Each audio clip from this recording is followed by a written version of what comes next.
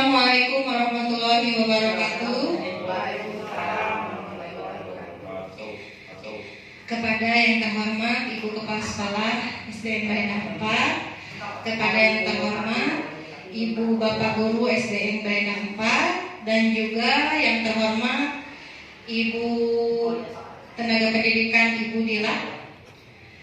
Pertama-tama marilah kita panjatkan puji dan syukur kehadirat Allah Subhanahu wa Ta'ala, karena pada hari ini, pada kesempatan kali ini kita masih bisa berkumpul untuk melaksanakan kegiatan seminar mengenai budaya positif. Salawat serta salam selalu kita curahkan kepada Nabi kita, Nabi Muhammad SAW. Tak lupa saya ucapkan terima kasih kepada Ibu Bapak yang sudah meluangkan waktunya untuk mengikuti seminar ini. Semoga bermanfaat untuk saya, khususnya umumnya untuk Ibu dan Bapak semuanya. Baik, akan saya mulai di sini. Izinkan saya memaparkan mengenai budaya positif yang sudah saya dapatkan selama mengikuti pendidikan guru penggerak.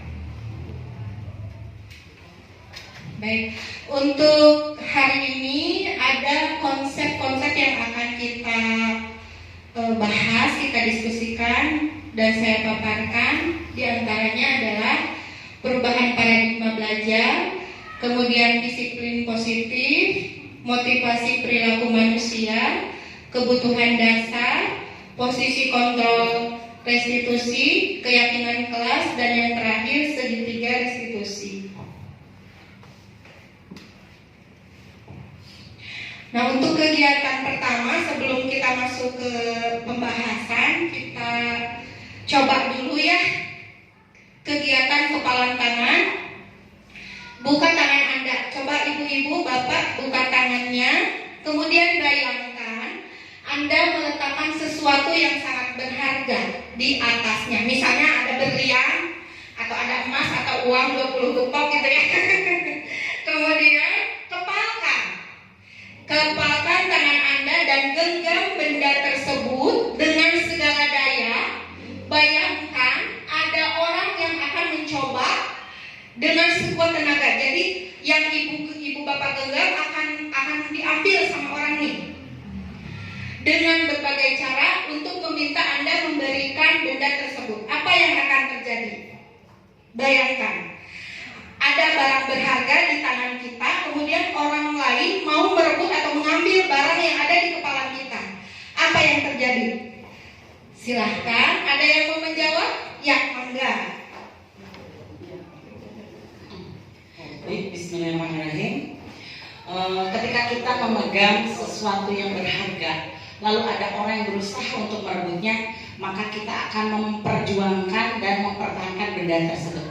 Seperti itu. Ya, baik, terima kasih Ibu Septi. Mungkin ada jawaban dari Ibu Bapak yang lain. Kalau Ibu Septi tadi tetap memperjuangkan, mempertahankan supaya barangnya tidak diambil gitu ya. Coba ada yang lain? Ya Ibu, sebentar. Ya. Bagaimana dengan Ibu? Bismillahirrahmanirrahim. Assalamualaikum warahmatullahi wabarakatuh. Nama saya Haryani.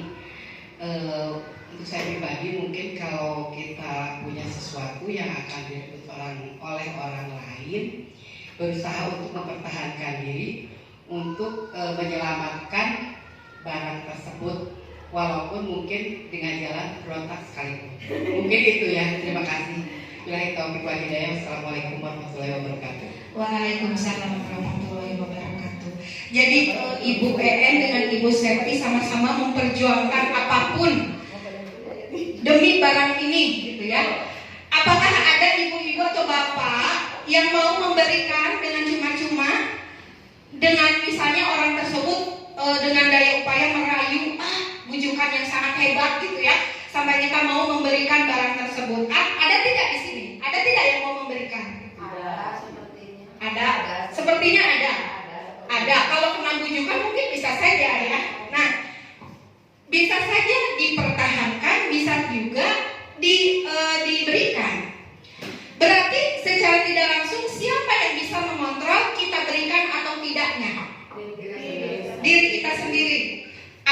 itu. Kalau misalnya kitanya mau memberikan tanpa bujukan pun mungkin bisa saja diberikan. Jika kita tidak mau memberikan, walaupun dibujuk sampai bagaimanapun tidak akan memberikan. Kalau kita memang tidak menginginkan hal itu. Nah, hal ini merupakan hal yang mulai saya terapkan kepada anak-anak di kelas, bahwa apapun yang mereka lakukan itu atas dasar keinginan mereka, bukan keinginan orang lain. Jadi mereka tidak dapat melemparkan, misalnya mereka melakukan kesalahan, tidak dapat melemparkan kesalahan itu kepada orang lain, walaupun misalnya orang tersebut membujuknya. Seperti misalnya, yuk kabur yuk waktu istirahat, yuk tidak piket yuk. Tetap kalau misalnya anak tersebut tidak mau, tidak akan terjadi hal itu. Jadi hal ini bisa kita tanamkan ke anak-anak bahwa apapun yang mereka lakukan itu atas dasar keinginan dan kontrol mereka sendiri. Nah, kemudian kita masuk ke pembahasan pertama, yaitu mengenai pembelajaran dengan paradigma baru. Nah, pembelajaran sekarang ini kan kita merdeka belajar ya, di mana merdeka belajar itu pembelajarannya harus berorientasi kepada murid atau pembelajarannya berpihak pada murid. Kalau di kelas kita apakah muridnya sama atau tidak? Tidak, pasti beragam ya. Entah itu karakternya, latar belakang keluarganya, ekonominya, jenis kelaminnya itu pasti berbeda. Apakah dengan perbedaan itu kita memberikan perlakuan yang sama kepada anak-anak kita? Tidak. Kalau dulu kita di depan memberikan pembelajaran sama gitu, baik yang berkemampuan bagus maupun yang kurang gitu ya, sama gitu. Soalnya sama juga. Nah, untuk paradigma baru ini, jadi kan kita berorientasi kepada murid, sehingga kita memikirkan kebutuhan murid. Ini murid misalnya yang berkemampuan bagus dengan yang berkemampuan kurang, pasti kan perlakuannya akan berbeda. Misalnya gini, murid ini cepat sekali menghitung perkalian, yang ini sulit. Apakah memberikan soalnya sama atau tidak? Kalau misalnya soalnya sama, mungkin lebih cepat yang berkemampuan bagus gitu ya, daripada yang berkemampuan kurang. Nah, berarti di sini ada yang harus kita lakukan. Bagaimana kita memenuhi kebutuhan belajar murid yang sudah bagus dengan memenuhi kebutuhan murid yang masih kurang. Pasti akan ada perlakuan. Nah, di sini artinya bahwa pembelajaran itu harus berdiferensiasi. Artinya pembelajaran harus dilakukan sesuai dengan kebutuhan murid kita. Nah, untuk selanjutnya yaitu disiplin positif. Apa itu disiplin?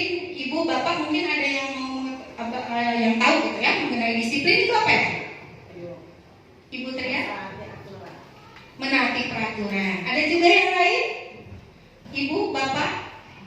Menyelesaikan sesuatu dengan tepat waktu. Menyelesaikan sesuatu dengan tepat waktu. Ada lagi? Enggak? Sesuai aturan. Iya, sesuai aturan. Segala sesuatu sesuai aturan. Itu artinya disiplin. Nah, dalam budaya kita, makna dari disiplin yaitu sesuatu yang dilakukan seseorang pada orang lain untuk mendapatkan kepatuhan. Kita cenderung menghubungkan kata disiplin dengan ketidaknyamanan. Sebagai pendidik, tujuan kita adalah menciptakan anak-anak yang memiliki disiplin diri sehingga mereka bisa berperilaku dengan mengacu pada nilai-nilai kebajikan universal dan memiliki motivasi intrinsik bukan ekstrinsik. Jadi, disiplin positif merupakan salah satu cara penerapan disiplin yang bertujuan untuk menumbuhkan kesadaran serta memberdayakan anak untuk melakukan sesuatu tanpa paksaan, ancaman, dan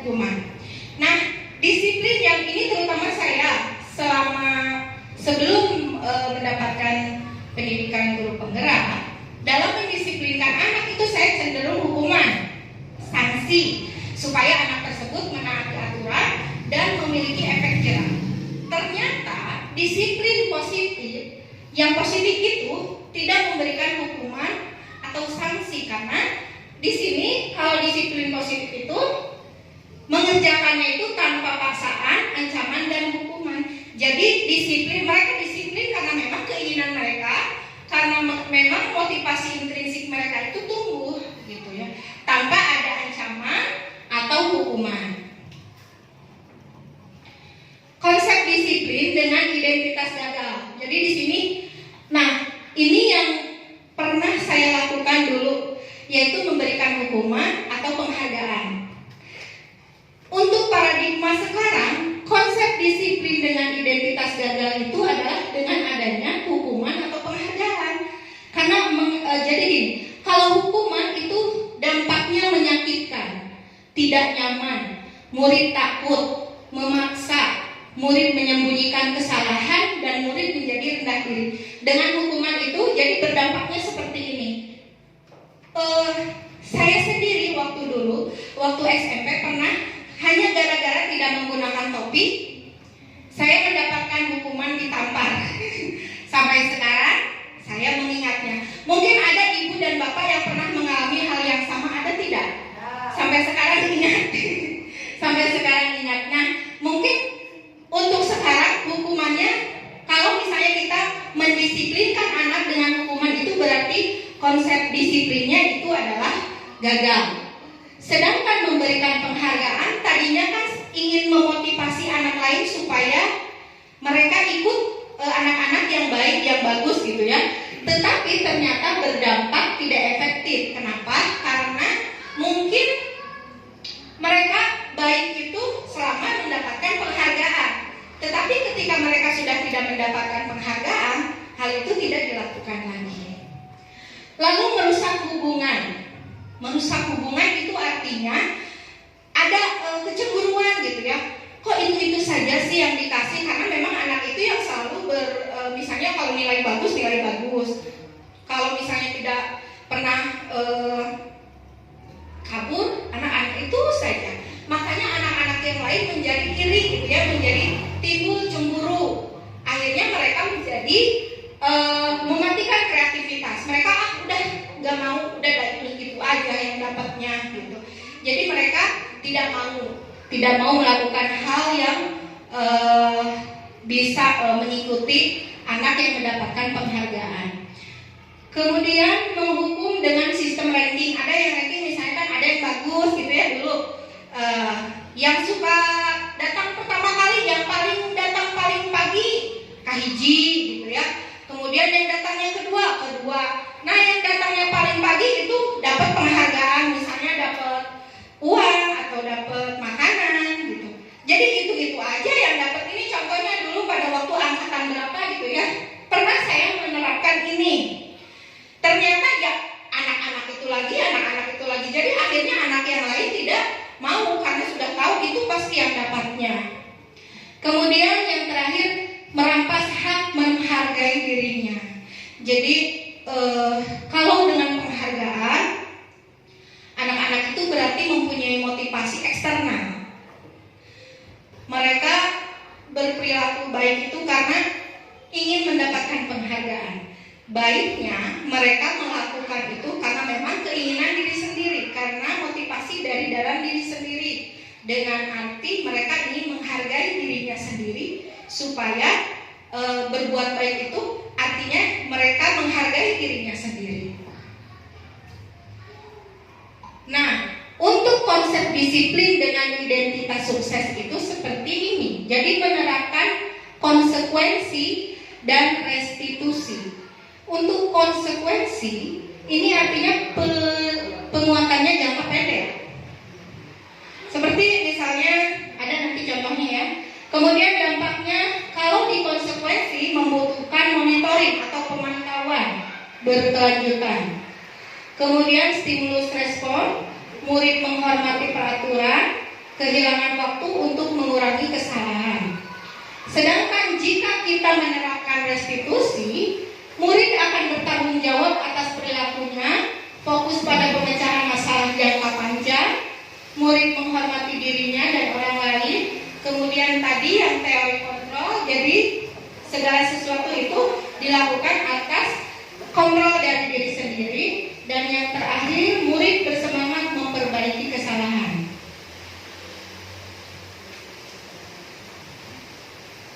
Bagaimana konsep disiplin pendekatan restitusi? Di sini ada sebuah cara menanamkan disiplin positif pada murid, yaitu dengan pendekatan restitusi. Apa itu pendekatan restitusi? Restitusi adalah proses menciptakan kondisi bagi murid untuk memperbaiki kesalahan mereka, sehingga mereka bisa kembali pada kelompok mereka dengan karakter yang lebih kuat. Jadi kalau misalnya kita menghukum anak, itu kan pasti teman-teman sekelasnya itu tahu, oh itu anak yang dihukum kemarin. Jadi anak yang dihukum itu ketika mereka kembali ke kelas tuh merasa, saya sudah dihukum, menjadi rendah diri gitu ya, sehingga mereka tidak bisa kembali ke kelompok mereka. Tetapi dengan restitusi, dengan kita melakukan restitusi, anak-anak tidak akan merasa rendah diri atau tidak akan merasa malu ketika kembali ke teman-temannya. Nah, bagaimana ciri-cirinya?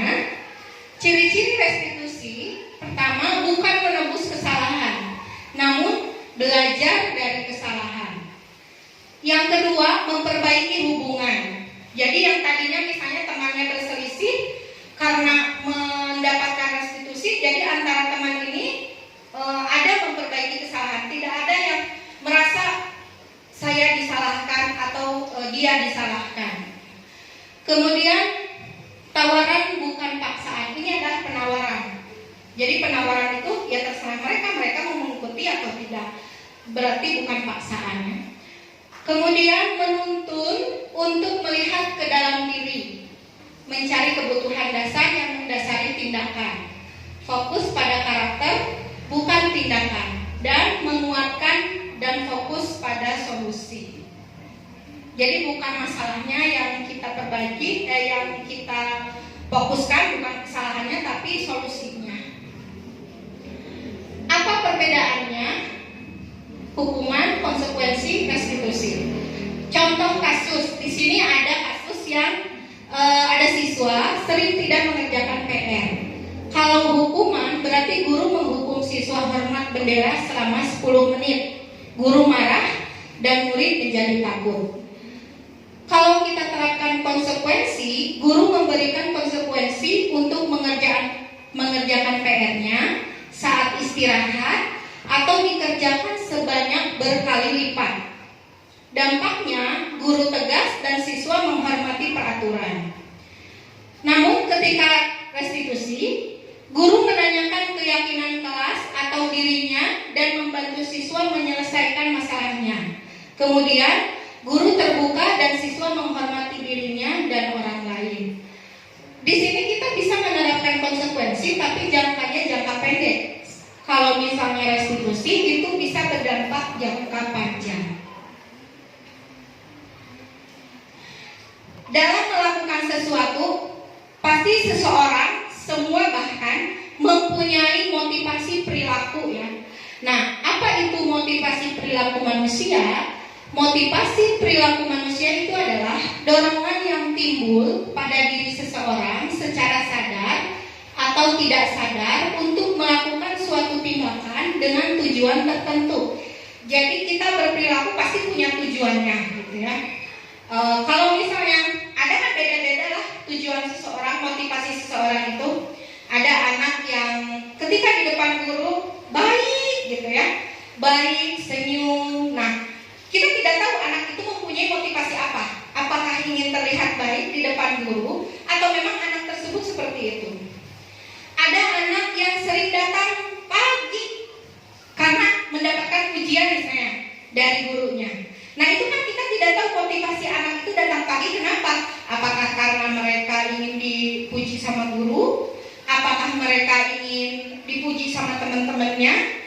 Atau apakah memang itu cara mereka menghargai dirinya sendiri? Di sini ada motivasi dalam disiplin positif. Yang pertama, menghindari ketidaknyamanan dan hukuman. Jadi mungkin anak tersebut melakukan disiplin positif karena tidak mau dihukum. Kemudian yang kedua, untuk mendapatkan imbalan atau penghargaan dari orang lain. Seperti tadi misalnya datang pagi-pagi karena ingin dipuji oleh guru. Dan yang ketiga, untuk menjadi orang yang mereka inginkan dan menghargai diri sendiri dengan nilai-nilai yang mereka percaya. Nah, di sini kan ada motivasi intrinsik, ada ekstrinsik. Kalau intrinsik berarti atas dasar keinginan sendiri. Kalau ekstrinsik berarti itu karena faktor luar, gitu. Misalnya dipuji orang, ingin mendapatkan penghargaan, ingin mendapatkan imbalan, itu berarti termasuk ke dalam motivasi ekstrinsik karena diakibatkan oleh faktor lain, gitu ya. Sedangkan untuk menjadi mereka inginkan itu termasuk ke dalam motivasi intrinsik. Nah, tugas kita dalam mendisiplinkan anak-anak itu harus menumbuhkan motivasi intrinsik anak tersebut. Jangan sampai mereka melakukan hal baik itu karena ada motivasi ekstrinsik.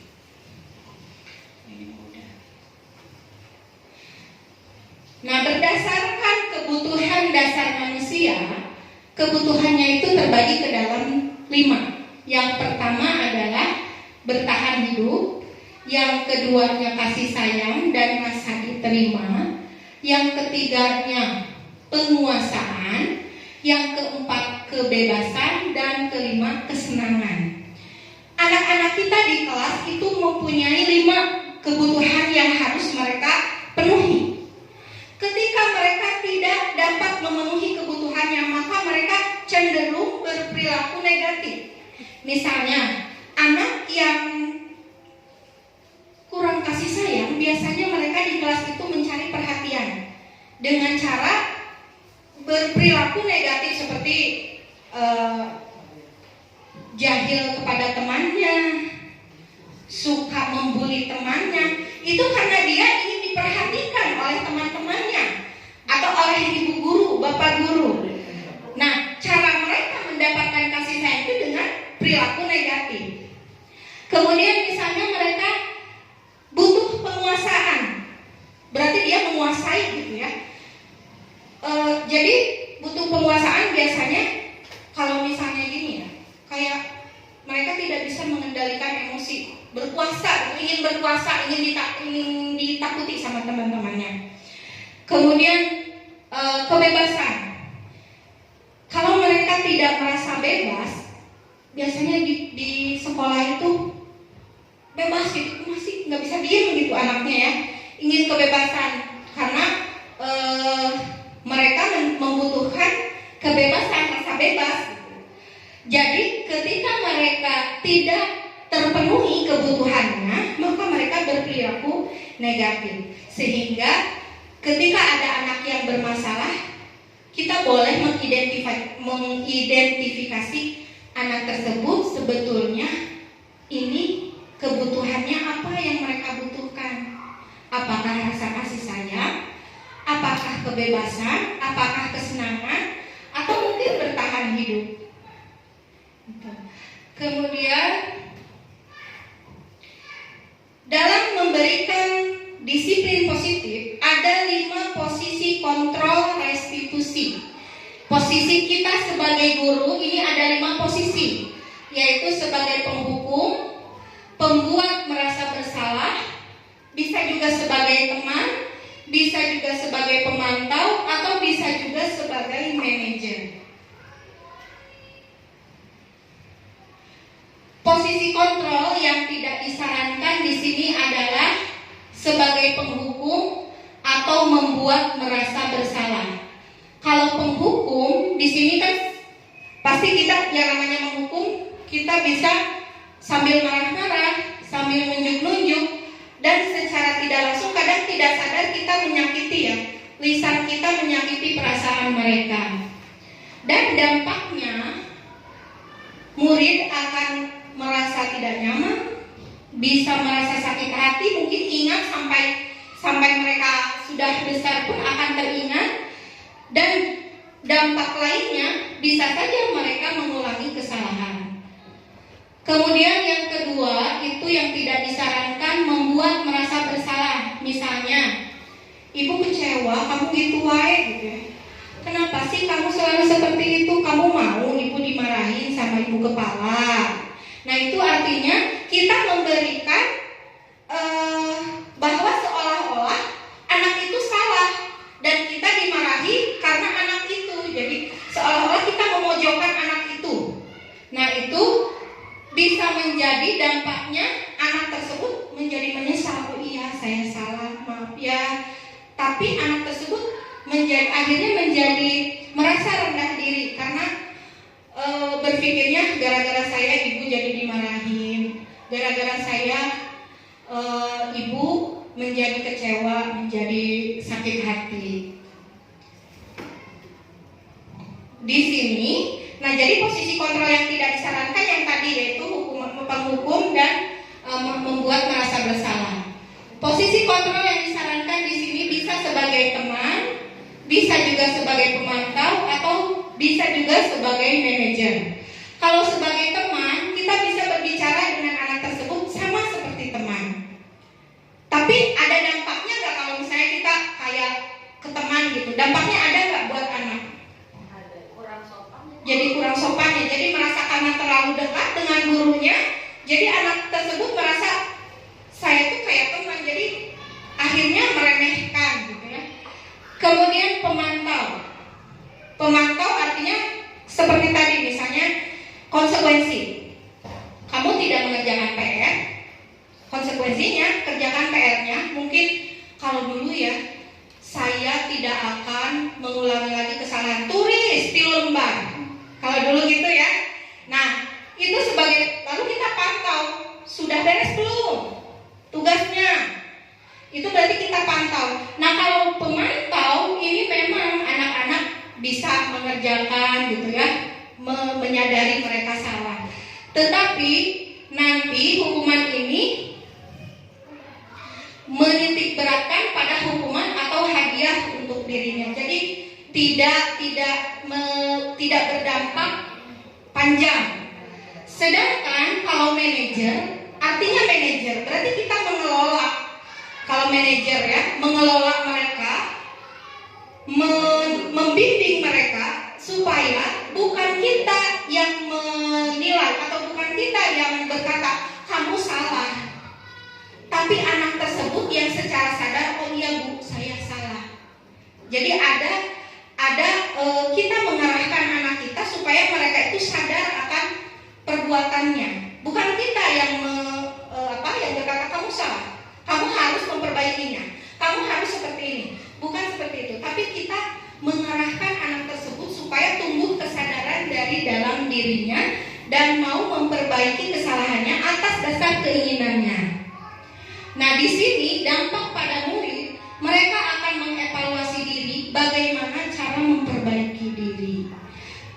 Kalau misalnya, walaupun teman pemantau dan manajer ini disarankan, tapi lebih baiknya kalau posisi kita sebagai manajer.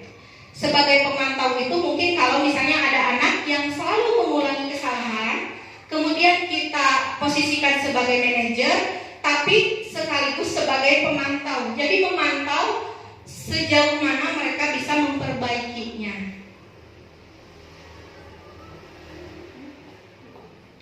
Nah, budaya positif selanjutnya yaitu yang pertama, kita membuat dulu keyakinan kelas.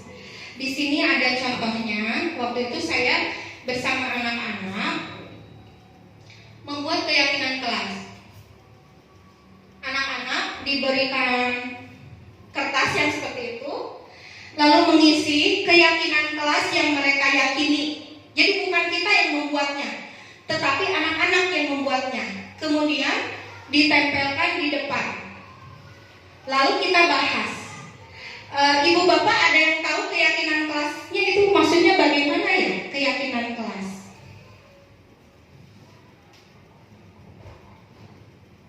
Keyakinan kelas kalau dulu itu namanya kesepakatan kelas. Kalau kesepakatan kelas itu kan lebih ke peraturan ya. Misalnya datang tepat waktu atau peraturan-peraturan lain. Nah, kalau keyakinan kelas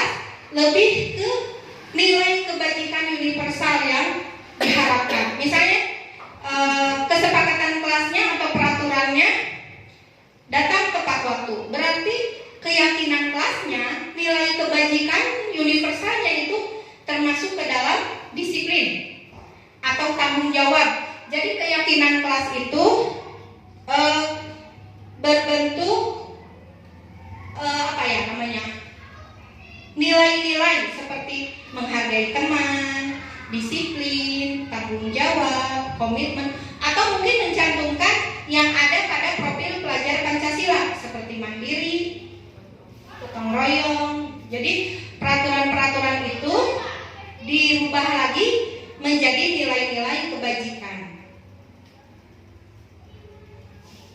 Ini contohnya.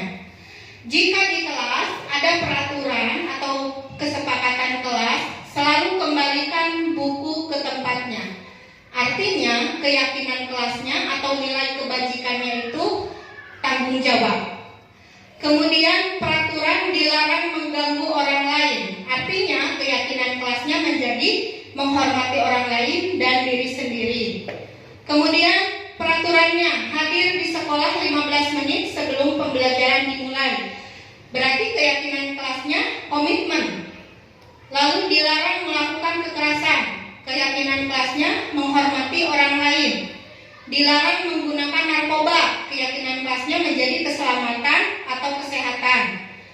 Bergantian atau menunggu giliran. Keyakinan kelasnya menghormati orang lain. Gunakan masker. Keyakinan kelasnya kesehatan. Dilarang bermain di kelas. Keyakinan kelasnya bisa keselamatan, bisa juga keamanan kelas. Mengembalikan buku tapi mengerjakan tugas tepat waktu itu masuk ke tanggung jawab. Bagaimana membentuk keyakinan kelas? Yang pertama, buat dulu peraturannya, kesepakatannya, kemudian nanti dirubah berupa pernyataan universal atau keyakinan kelas. Setelah itu dibuat dalam bentuk positif. Kata-katanya sedikit saja supaya mudah diingat. Kemudian sesuai dengan kondisi kelas. Pastikan kelas kita berbeda-beda ya.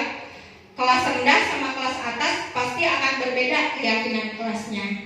Kemudian dalam membuat keyakinan kelas, semua warga kelas harus dilibatkan. Jadi bukan kita yang membuatnya, tapi anak-anak yang membuatnya, supaya mereka lebih bertanggung jawab atas keyakinan kelas yang sudah dibuat. Dalam menumbuhkan budaya positif, tentunya ini dalam lingkungan kecil dulu, yaitu dimulai dari aturan kelasnya. Aturan kelasnya kita buat dalam bentuk keyakinan kelas, ya. Aturan kelas, rubah kesepakatan kelas, rubah lagi ke keyakinan kelas. Lalu ketika semua kelas menerapkan ini, maka akan terciptalah lingkungan positif. Lingkungan positif berarti anak-anak atas motivasi intrinsiknya melakukan hal-hal positif, pembiasaan-pembiasaan positif. Kemudian maka akan terciptalah budaya positif di sekolah kita. Nah, seperti tadi, dalam menyelesaikan masalah atau dalam mendisiplinkan anak itu menerapkan segitiga restitusi. Restitusi adalah proses menciptakan kondisi bagi murid untuk memperbaiki kesalahan mereka, sehingga mereka bisa kembali pada kelompok mereka dengan karakter yang kuat. Artinya, restitusi bukan untuk menebus kesalahan. Restitusi adalah sebuah tawaran dan bukan paksaan. Restitusi fokus pada solusi dan dapat mengembalikan murid yang berbuat salah pada kelompoknya. Dalam segitiga restitusi, ini ada 3 tahapan.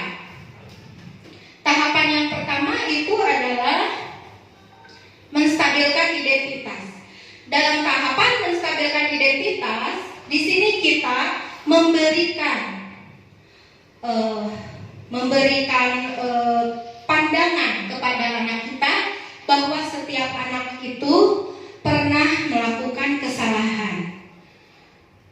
Kemudian memberikan pandangan bahwa anak kita itu bukan satu-satunya yang membuat kesalahan. Jadi di sini anak-anak tidak akan merasa rendah diri karena mereka telah berbuat salah. Kemudian di tahapan selanjutnya adalah menanyakan keyakinan. Di sini, yang keduanya adalah validasi tindakan yang salah. Contohnya, kamu tentu punya alasan mengapa melakukan itu. Jadi kita tanya dulu, kenapa kamu melakukan itu? Pasti ada alasannya. Kemudian ada cara yang lebih efektif untuk mendapatkan apa yang kamu butuhkan. Setelah itu baru ke tahapan menanyakan keyakinan. Kalau kita sudah membuat keyakinan kelas, nanti ketika anak melakukan kesalahan ditanya nilai apa saja yang telah kita sepakati, lalu kamu ingin menjadi orang seperti apa. Jadi ada tahapan-tahapan supaya di sana timbul kesadaran anak tersebut bahwa oh iya saya salah dan saya harus memperbaiki kesalahannya. Seperti waktu itu pernah ada kejadian di kelas 6 waktu itu Meli sama Adek.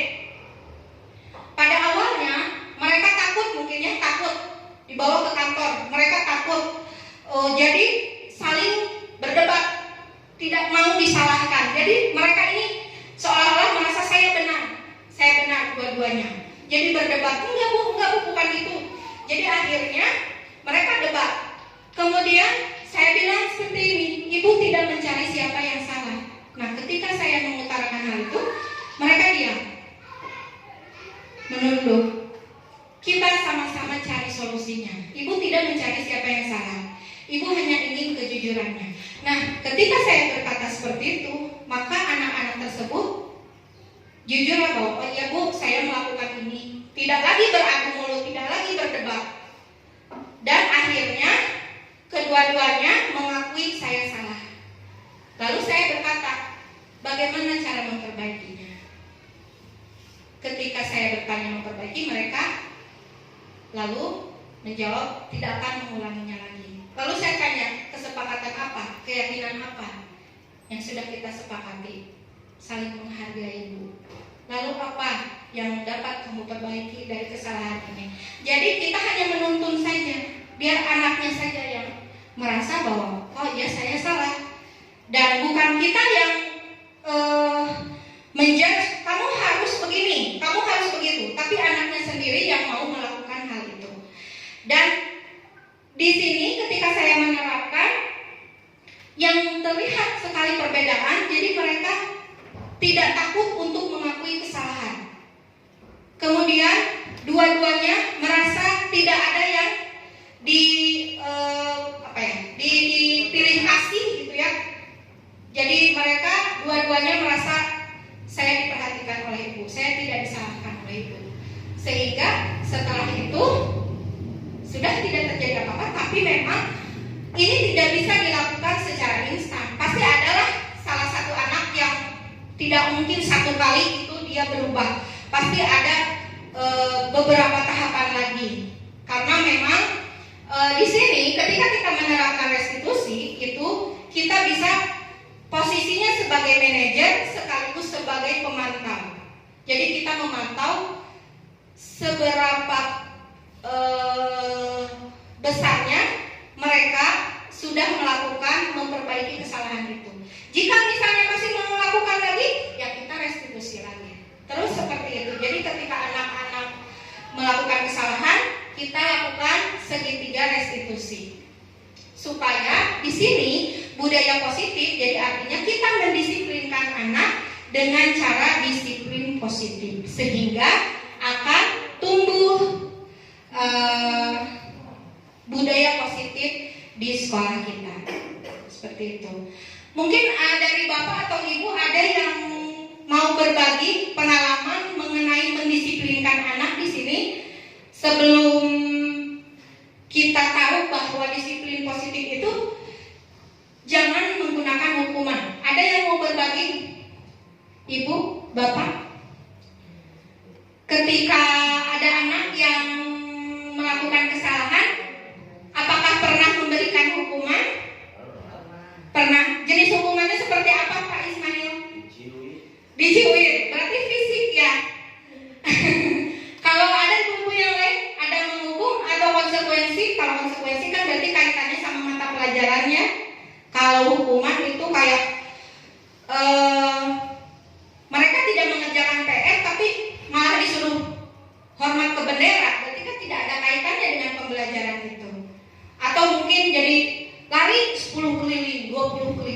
Ya. Ada lagi kalau saya dulu hukumannya bersihkan WC. Membersihkan WC. Tapi setelah tahu ini, ya udah di stop, dihentikan. Jadi jangan memberikan hukuman atau penghargaan. Atau mungkin ada bapak ibu yang pernah memberikan penghargaan, reward supaya anak-anaknya termotivasi. Pernah? Ayo Bu Anita, bentuk rewardnya kayak gimana? Kalau di kelas 5 itu ada apa ya, seperti papan prestasi gitu. Jadi setiap anak misalkan contohnya yang nilai ulangannya bagus atau yang rajin, yang aktif, yang misalkan kelas 5 kan suka kalau istirahat itu harus membawa misting. Misalkan kalau udah membawa misting jadi dikasih rewardnya itu berupa stiker. Jadi misalkan kalau yang bagus-bagus misalkan tadi dikasih stiker yang tersenyum. Tapi sebaliknya kalau yang anaknya tidak hadir karena apa, tidak ada keterangan gitu ya, tidak ada kabar kepada guru, tidak mengerjakan PR atau berbuat seperti berkelahi dengan teman atau berbuli, dikasih stiker juga, cuman stikernya yang yang sad gitulah. Seperti itu mungkin kalau kelas 5. Dampaknya ya mungkin awalnya mereka, tujuan saya sih tadinya bukan hanya untuk reward aja Bu, tapi untuk membiasakan yang tadinya terpaksa lama-lama menjadi biasa. Tujuannya sih seperti itu gitu. Memang ada yang sampai sekarang meskipun tidak diberikan stiker, ada saja kebiasaan mereka untuk mau misting setiap hari, tidak membuli teman. Dampaknya ya ada juga seperti itu. Ya positif. Ya, mungkin berdampak positif juga ya. Tapi apakah ketika mereka kelas 6 masih seperti itu atau tidak, kita tidak tahu. Jadi kalau baiknya jadi jangan menerapkan reward karena nanti akan ketergantungan anaknya gitu. Ketika kita memberikan reward, maka anak tersebut akan semangat melakukannya, tetapi ketika sudah tidak ada, ya tidak lagi termotivasi. Baiknya sih kalau misalnya anak-anak melakukan hal-hal yang baik, maka kita berikan apresiasi kepada anak tersebut dengan mencantumkan atau menuangkan nilai kebajikan yang sudah mereka lakukan. Misalnya ada yang waktu ini di sini kelas 6 khususnya, dulu pernah ada yang jadi ada seksi kebersihan. Lalu setiap hari itu kan dipiket. Nah, walaupun dia tidak kebagian piket, tapi dia tetap memantau teman-temannya ketika membersihkan kelas. Lalu saya tanya, kenapa belum pulang? Ya bukan, saya seksi kebersihan. Oh iya kamu seksi kebersihan. Nah di sanalah kita memberikan apresiasi kepada anak tersebut dan memberikan apresiasi dengan menuangkan nilai kebajikan bahwa dia sudah bertanggung jawab terhadap tugas yang sudah diamanahkan oleh teman-temannya. Mungkin ada lagi ibu-ibu yang mau berbagi di sini, atau ada yang mau ditanyakan terkait materi kita mengenai budaya positif. Di kelas 1 mungkin anak-anak yang luar biasa. Ya.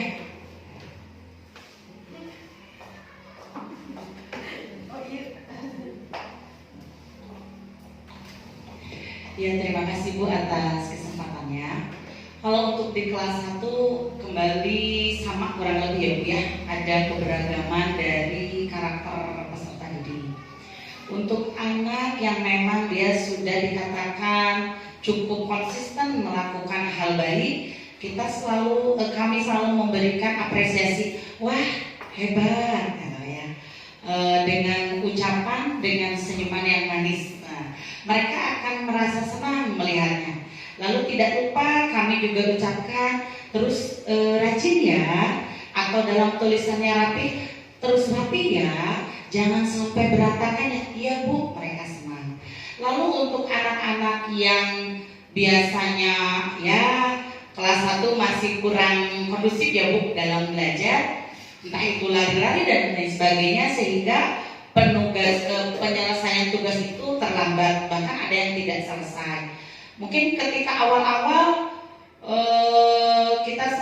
kami merasa salah, ada ya Bu, gemas ada, bahkan sempat yang tadi Ibu sampaikan juga, terkadang membuat dia merasa bersalah. Ayo, kalau nulisnya lama, nanti Ibu ditegur sama Ibu kepala sekolah. Nah, pernah saya seperti itu Bu. Tujuannya sih sebetulnya bukan untuk membuat mereka merasa bersalah, tapi tadinya agar mereka tuh berpikir gitu ya Bu ya. Oh, kalau ibu guru saja ditegur, nanti aku juga ditegur. Nah, sehingga harapannya ada motivasi untuk mereka menyelesaikan lebih cepat. Tetapi beralih waktu saya juga berpikir, sepertinya trik itu kurang ya kurang tepat nih gitu kan. Nah, tapi ada juga suatu saat anak tersebut entah sedang moodnya bagus, dia menyelesaikan tugas walaupun tulisannya agak sedikit acak-acakan.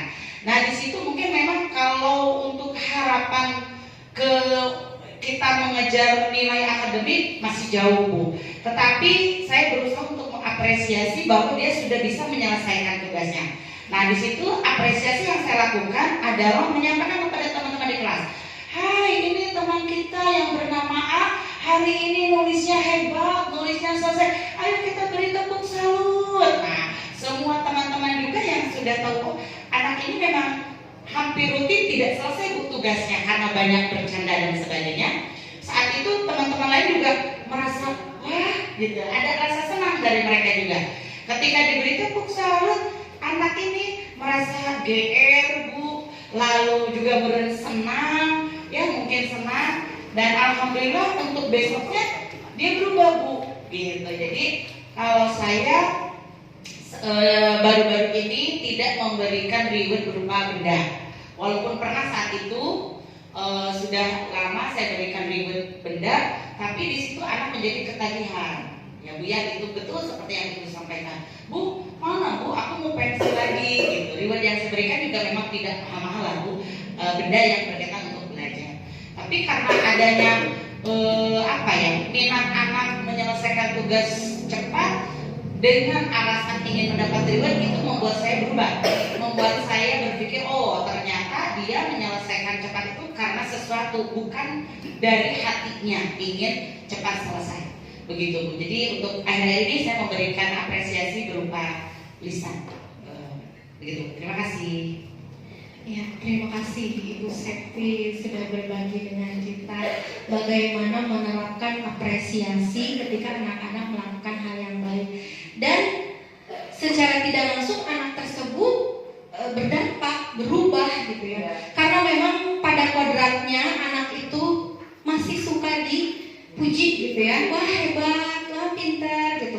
Mereka merasa senang, terlihat sekali dari ekspresinya juga ketika kita mau mengapresiasi mereka, terlihat sangat bahagia, terlihat sangat senang. Jadi mulai sekarang ayo kita terapkan apresiasi kepada anak-anak yang melakukan hal-hal positif. Mudah-mudahan ini bisa menumbuhkan motivasi intrinsik dari dalam diri mereka supaya mereka mau berperilaku positif, sehingga di lingkungan kita dapat menumbuhkan budaya positif. Jadi pembiasaan-pembiasaan yang baik yang sudah kita lakukan dapat berkembang pembiasaannya, yaitu dengan memberikan apresiasi dan juga dalam memberikan segitiga restitusi ketika anak-anak melakukan kesalahan. Baik, Ibu-ibu, Bapak, mungkin itu saja yang dapat saya sampaikan. Mohon maaf apabila dalam pemaparan saya ada kata-kata yang tidak jelas atau kata-kata yang menyakitkan mungkin secara tidak langsung. Saya mohon maaf. Terima kasih atas waktunya, terima kasih atas